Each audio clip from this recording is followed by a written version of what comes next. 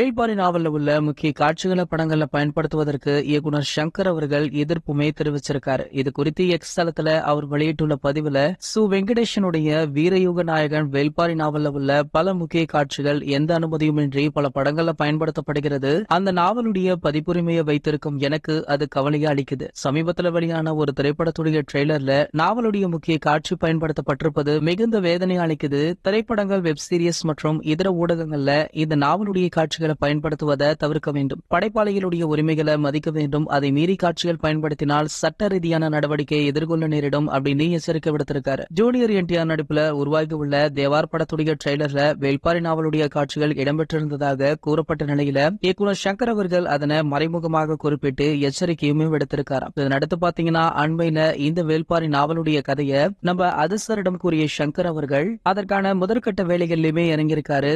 இந்த படத்திற்கான அறிவிப்பு பாத்தீங்கன்னா அடுத்த ஆண்டு வெளியாக இருக்கு அப்படின்ற செய்தியுமே தற்போது கிடைச்சிருக்கு.